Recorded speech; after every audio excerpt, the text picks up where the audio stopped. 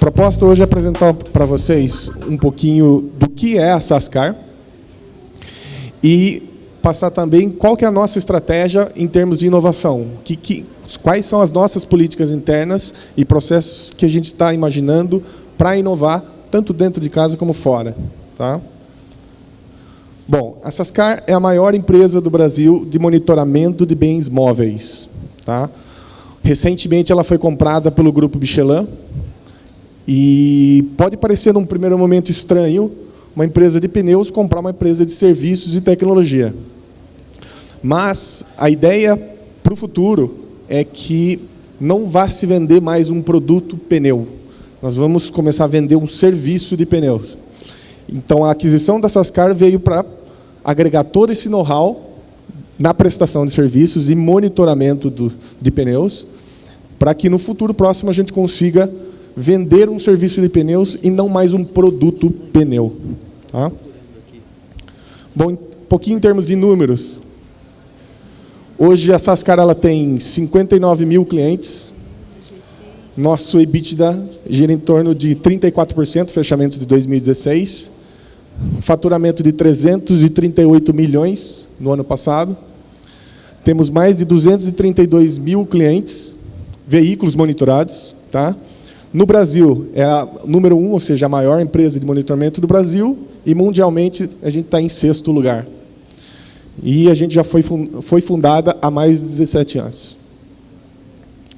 Hoje a Sascar é a única empresa com capilaridade nacional, ou seja, a gente tem como atender os nossos clientes em qualquer lugar do Brasil. Tá? Temos mais de 320 técnicos terceiros para prestação de serviço de instalação. Esses são alguns dos segmentos que a gente atua hoje. O principal deles que é o segmento de pesados, onde a gente oferece uma gama de soluções para monitoramento de veículos pesados, desde rastreamento, sensoriamento, atuadores, muito para atender o mercado de risco, ou seja, todo transportador hoje que transporta alto valor agregado, ele necessariamente tem que ter uma solução de rastreamento. Tá? É onde atua o nosso principal segmento hoje. A gente tem um segmento também de leves, onde o foco principal é gerar economia para o nosso cliente, ou seja, identificar pontos de melhoria da frota, onde ele conseguir economizar combustível, economizar em manutenções, economizar em pneus. Tá? Temos uma unidade de negócio chamada Cargotrack, focada em recuperação de carga, ou seja, a gente vende um serviço de recuperação. Caso a carga seja roubada, a gente tem todo uma equipe para fazer a recuperação dessa carga em campo. O segmento de off-road, que a gente chama segmento de linha amarela, que são máquinas pesadas, máquinas agrícolas, empilhadeiras, dumpers. Então, prover soluções para otimizar esses processos e fazer o controle e a gestão dessas frotas pesadas. E o segmento de varejo, que é para o consumidor final, ou seja, vocês que quiserem instalar um rastreador junto com o seguro, a gente tem esse serviço também dentro de casa, para o consumidor final. Esse é um pouquinho, em linhas gerais, a nossa infraestrutura de TI, onde, basicamente, todos os equipamentos se conectam aos nossos servidores.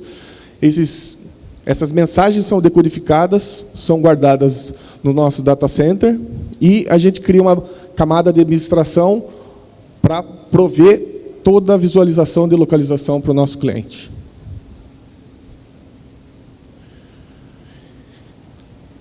O nosso lema hoje é paixão pela inovação, ou seja, é uma empresa que vive de inovação e vai continuar vivendo no futuro de novas inovações. Então, desde a nossa fundação até o dia de hoje, ano a ano, a gente vem inovando em novas oportunidades, novas soluções, para prover isso para o mercado de rastreamento. Tá? Fazemos tudo isso dentro de casa? Não. Muita coisa é desenvolvida dentro de casa, mas a gente busca muitos parceiros, terceiros, onde a gente consegue empacotar essas soluções e conseguir oferecer uma melhor solução para o nosso cliente final. Tá? Bom, agora o Otávio, nosso especialista de inovação, vai falar um pouquinho das estratégias que a gente utiliza para inovar. Boa tarde, pessoal. Tudo bem? Seguinte, eu queria destacar aqui, começar esse slide, destacando principalmente qual que é o nosso conceito e o que a gente busca. O Dodô, no slide passado, falou que a Sascar é um dos principais players que consegue entregar soluções de terceiros, empacotar de uma nova maneira e oferecer para o nosso consumidor final uma solução inovadora. Como a gente pretende fazer isso no futuro? Basicamente, a gente se filiou, por assim dizer, a gente está junto com dois movimentos de startups. O 100, cá estamos, tá? E um outro movimento que chama Liga Ventures. A Liga Ventures é um produto da Oxigênio, uma incubadora da Porto Seguro, que visa fornecer soluções e procurar startups com soluções no ramo automotivo. Tá? Então, enquanto a 100 fornece soluções variadas para a gente, que não necessariamente tem a ver com o core da empresa, que é monitoramento de veículos, a Liga Ventures visa fornecer soluções no ramo automotivo para a gente. Então, com isso, a gente consegue ter um leque muito grande de novas opções. Aqui começa o problema. Eu estava lendo um conteúdo desse grupo 500 Corporations, na verdade, o 500 Corporations, que descreve as grandes corporações como lentas, uns dinossauros que esperam ser disruptados de uma certa maneira. Mas, na verdade, a realidade não é tão simples assim. Será que nós, as grandes corporações, nós somos grandes dinossauros lentos? Ou será que a gente só está preso na rotina? E pior que isso, será que a rotina dos nossos funcionários, nossos colaboradores, é realmente o motivo para a gente não inovar dentro de casa? Infelizmente, eu não tenho tantas respostas. Eu tenho mais perguntas, mais questionamentos do que afirmações aqui. Mas é o seguinte, todos nós temos uma rotina. A gente acorda, a gente tem que ir para o trabalho, a gente tem que responder e-mail às 9 horas da manhã, a gente tem reuniões. Quantos de nós temos alguma ideia genial? Por exemplo, eu acordo e falo, caramba, eu podia ter acordado de um jeito diferente. Eu podia ter criado uma empresa de acordadores simpáticos, que me fizessem carinho quando eu acordasse. Quantos de nós temos isso? Eu fiz uma pesquisa rápida na minha rotina. De 20 pessoas que eu perguntei, só 3 afirmaram que eles têm ideias para melhorar a rotina deles. Por que será que as outras 17 não têm esse tipo de pensamento? Será que é culpa da rotina mesmo? Ou será que é culpa, na verdade, ou a falta de um conceito de criatividade? E para especificar, logo no começo, com criatividade eu quero dizer o seguinte: é a capacidade que uma pessoa tem de captar informações ou experiências passadas na educação dele, de outras pessoas do ciclo social dele, até mesmo de ter um pensamento crítico, de conseguir avaliar uma situação de tal maneira que gere algum questionamento interno. É a capacidade de juntar esses 4 polos, me embrulhar de um novo jeito e cuspir uma ideia nova. É isso que eu quero dizer com criatividade. Será que as pessoas são naturalmente criativas?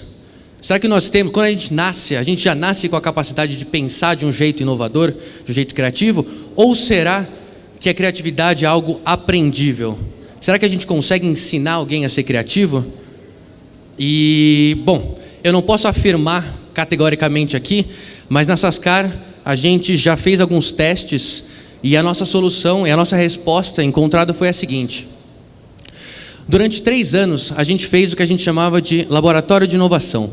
Basicamente a gente juntava grupos de funcionários de vários departamentos, um grupo totalmente multidisciplinar, trancavam todos eles dentro de uma sala por um dia. Durante esse um dia, a gente ensinava conceitos de canvas, de prototipagem, de pretotipagem também, e a gente pressupunha que até o final do dia, alguma ideia ia sair dali.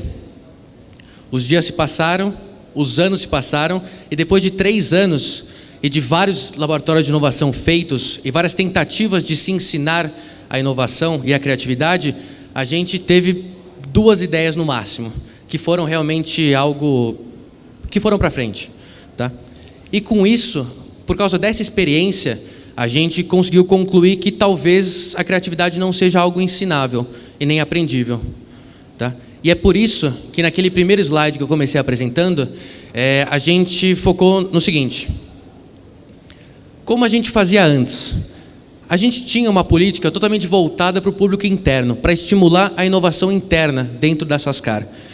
A gente tinha os tais dos laboratórios de inovação e tinha os desafios internos, que a gente perguntava, na verdade a gente abria uma caixa de sugestões de novas ideias, novos produtos que a Sascar poderia atuar.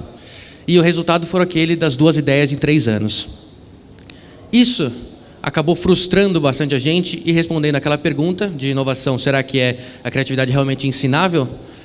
E a gente mudou totalmente. A gente resolveu pivotar, por assim dizer, a área de inovação dentro da Sascar, e de uma política totalmente interna, a gente passou para uma política totalmente externa.